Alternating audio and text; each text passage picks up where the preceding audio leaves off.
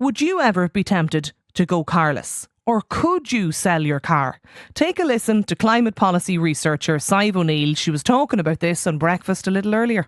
Where I live, car parking was a huge challenge, and also there's one-way streets. It was like a nightmare to have a car, to be honest. And I haven't looked back. I do all my trips by e-bike, and when I need a car, I hire a car. So I reckon that I've saved about €5,000. And that's, by the way, I owned the car outright, so I didn't have any car payments to make. So that's just on fuel, insurance and maintenance.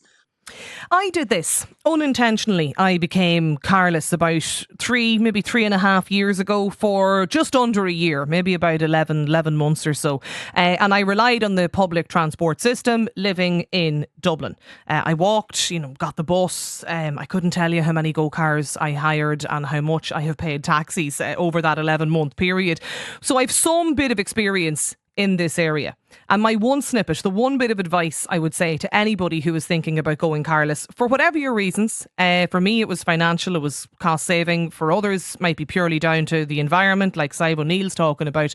But my one bit of advice I can give you is that you need plenty of time. That's it. Loads of time. Because any round trip, not even round trip, any one-way trip in Dublin is going to take you, if you're relying on public transport, the public transport system, it's going to take you about an hour and a half to 2 hours. And that's my experience of it. And that was in COVID, when things were shut down and people weren't travelling, but you could do some level of travel. But you need time, and plenty of time. And I don't have children, so I don't have the hassle of bringing kids along on public transport trips and all that goes with that. But you will need loads and loads of time, because in my experience of this, you've got to come into Dublin city centre to go back out of it. And there are very few routes that allow you to do anything otherwise. Now, maybe the system has changed dramatically in the last 3.5 years. I sincerely doubt it, because I use public transport every day of the week. So I have some experience still in this area. But that is what you need if you want to go carless. Loads and loads of time. And I imagine that a lot of our lunchtime live listeners are probably time-tied. Time is tough. So unless you've plenty of it, I don't know how easy it is to go car free. Colin is with me on the line today though, because Colin, I believe you've been car free for years now. Is that right? All my life, in fact, Andrea. Yeah, right. I've never owned a car. By choice? By choice, yeah. I mean, a lot of the time I've lived in Dublin and close enough to town. So I've never really needed a car a huge amount. I've always cycled, for example. At present, I grew up in Duncarney, so that's only about 3 miles outside of town. At present, I'm in Harold's Cross, just by the canal, even closer again. So for all my needs within Dublin, I'm fairly well serviced by my bike, by a car, and sometimes you mentioned already that the car rental, service substitution models, and that sort of does my shops and things like this. You don't regret ever getting a car then? Doesn't sound like you needed it. No, I've never needed it. No, I mean, I remember even there might be gigs on in Marley Park, and cycling out to those rather than even getting the buses or anything. Again, in Dublin it's handy because Dublin is so small that I found, and the weather never really puts me off. So I've always been happy just to get on the bike and cycle, yeah. So what's your advice to anybody going carless? Like, time is the one observation that I've made. Yeah, I mean, it's not a one-size-fits-all. I mean, it's very easy for me to say, get on the bike, but if you have a gaggle of kids, that's a difficult thing to do. If you're in a rush, you have to get here and there. But the one thing about cars is, even if you're in a rush, you don't necessarily get there any quicker, given the amount of cars that are on the road. True. And also because of the amount of lanes that are bus lanes, or even sometimes the 24-hour bus lanes. So in theory, the car sounds like it should get you from A to B quicker. But does it always? I don't think so. So it's definitely something that people have to consider on their own terms, their own merits. There isn't a one-size-fits-all solution. Sadly, from my point of view, I think it'd be great if more people were out and about, but it's just not practical for a lot of people, unfortunately. I think a lot of people would or might give some consideration to ditching the car if that bus service was if they could bank on it. That's the thing. Well, that's if they could say, right, I know if I get the bus at this time, I'll be there at that time. And, we can't always say that. And people need that kind of certainty, things to do. Time is short. Stay with us, Colin. 1800 453 106. That's the number. Peter, you're in Dublin too. You've tried going car free, is that right? I lived car-free for a number of years, but I bought a car a couple of years back now. And even before that, I was using the car sharing companies like GoCar from about 2020. But and they were handy, but owning my own one is a lot more convenient, especially being a musician. I mean, I used to rely on friends to get me lifts and everything to do gigs even down the country, but a bit more self-sufficient there. Plus, it's handy because my dad hasn't been well recently, so I've been able to go out and help out. They live outside the city, so I've been able to go out. I mean, the one thing about the car sharing is that they're great, though they are, but they do come across a day where there's not one available near you, and the nearest one might be you have to get a bus to get to it. Yeah, And, or not back in time when it said it was going to be. Yeah, but even though it still was better than nothing, for me it's just very handy to own my own. And I don't use it. Let's say going into town during the day, I'll use the bus, of course. But let's say a couple of nights I have to go in, and let's say if it's very late at night, then I'll use my car for that. Do you think going carless is something that should be incentivised, Peter? I'm not sure. Like that gentleman before you there said, I think it's everyone's choice. Everyone's situation is different, I guess. Yeah. Do you think it should be incentivised, Colin? I mean, cost-benefit analysis of it all, too many cars clog up the roads, clog up the space, and contribute to pollution in the air, from tyres being worn off. That's one of the greatest contributors to microplastics that end up in the storm drains and out into the water, into the sea, So, if it could somehow be done to get more cars off the road, that would benefit us. But that's the idealistic outcome. Now, that mightn't be the practical thing. So how do you incentivize people? I suppose by making public transport better, by having better cycle lanes for people, by just showing that it's doable. I suppose that's a way of incentivizing it, just making it easy. Again, I mentioned I've been cycling all my life. I was cycling well before there were bicycle lanes. It's all fine to me. But for someone who's uneasy about getting out into traffic, they really need the security that the new cycle lanes can provide. And they probably won't get out until then, So that's how you incentivize it, I suppose, just by making it practical, by making it easier. It's all well and good saying this is great, but unless you can make it readily available to people, something they can easily link into, it doesn't work. And that's in an urban environment. Yeah. And now, Peter, now that you have bought a car, having been carless, could you imagine giving up that car again? Not at the moment, no. No, I mean, if something happened and I did, and I had to get back to using the car sharing, I'm sure I'd be able to adjust to it. But it's like I said, for the moment, with the issues with for family reasons, you need it. Having to travel outside quite a bit, I do need it. Yeah, okay. I see a text from James in Middleton. He says, when it comes to owning a car, there's too much focus put on just the commute. Life extends beyond commuting. If you want to see other parts of the country, or to do something as simple as take the dogs to the beach for a walk, then yes, you need a car in Ireland. Our public transport system isn't perfect in the city, but it's virtually non-existent in a lot of other parts of the country that even people might want to visit. Like, it's a fair point. I'd love to chat to people in rural areas who maybe if there's anybody who did go carless.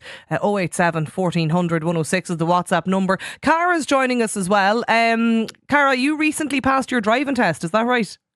I did, yeah. I have Congrats. no intentions of getting a car, thank you, but I just thought it's a good skill to have to be able to rent. Oh, sorry, so you learned to drive and you've no intention of driving?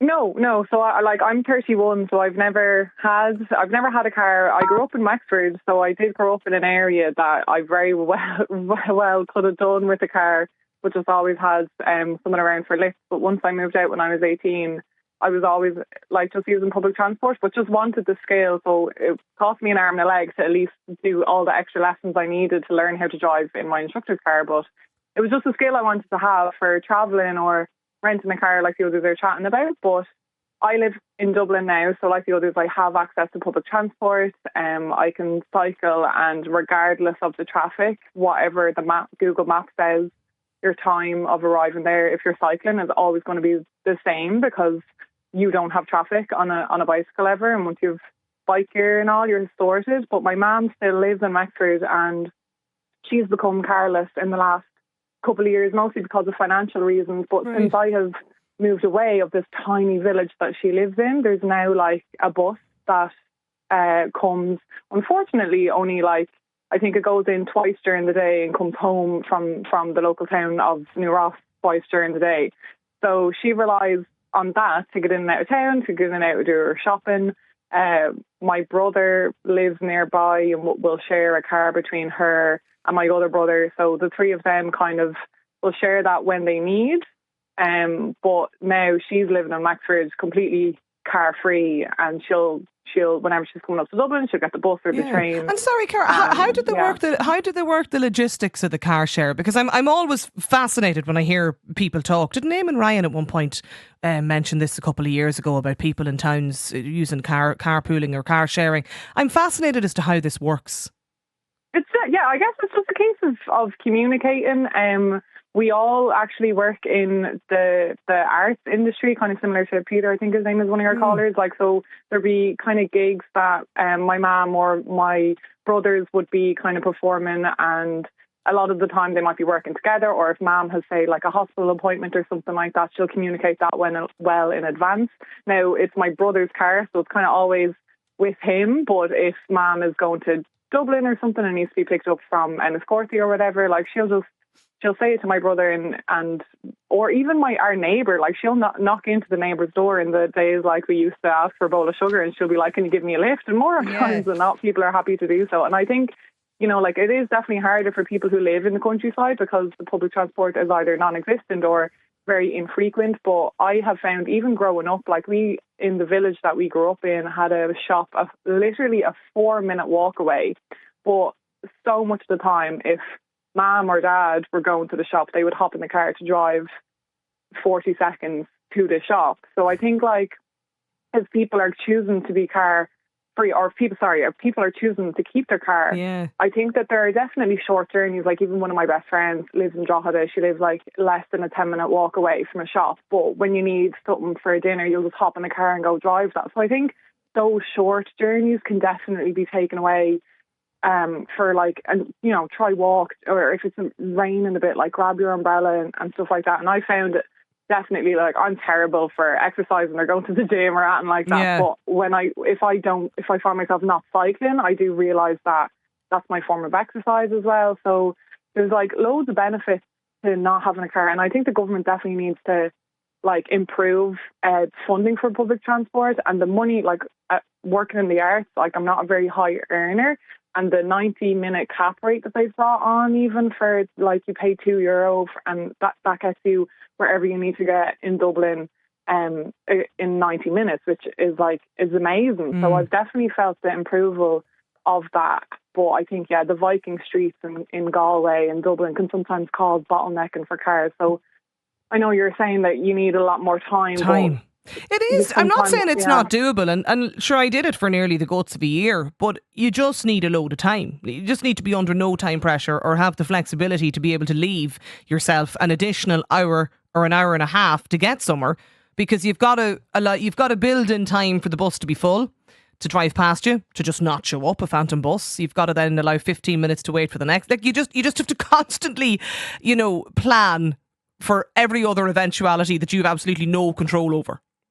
Yeah, well, I think, but that same could happen on the M50 if you're driving there and there's a crash or something like that. I think, like, I have been relying on public transport, like, all my life, and I work sometimes across the country. And one time I missed a bus in Donegal, the last bus of the day, because I got the time wrong, and I was like, that's it now, I have to spend the night in Donegal. And but the event I was working at, I just asked if anyone driving to Dublin, and I found it, like, I just got a lift, I got chatting and got to meet people that way, and it was really lovely. Like, I don't think, maybe it's changed in the last couple of years. I think there's certain routes, like, I used to work in Blanchardstown, and the 39 would just had its own timetable. It just did its own thing. You didn't know what it was going to do. It kept you on your toes the whole time. So, like, there are certain bus routes that I think are worse than the others. But I give myself pretty much a 20-minute window either side, and then on top of that, I'm able to read on the bus or the train and do all the other things. Okay.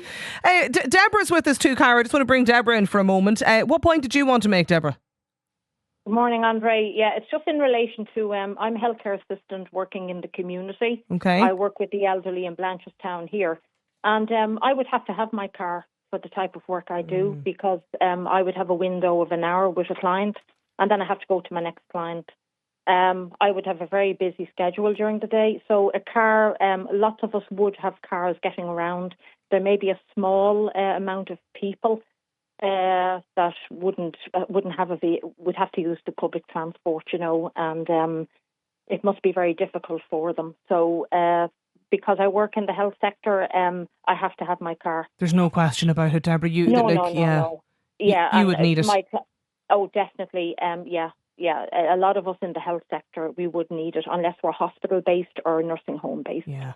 In our work. You're probably travelling, long distances, covering large areas as well, Deborah, to get from patient to patient. Well, I mainly work the Castleknock Blanchardstown area, maybe, down as far as that area. But there is some of my colleagues, that would be jumping on a bus, maybe going down as far as the Navan Road. And with traffic, trying to get up and down the Navan Road, it's just atrocious at the best of times. Yeah. So, no. We give a very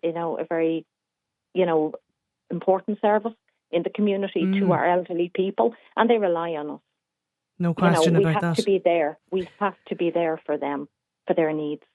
So, I think when it comes to, having a car on the road and that, you can't say it's like with like, because my job is different than people that's just going from their home in the morning on the bus into town. They're in the office all day. Yeah. They're in the shop all day. Oh, it's definitely not one size fits all. Deborah, thanks a million for getting in touch. Anton Wicklow says, my wife was pushed over in a queue while waiting for the Nightlink back in 2002.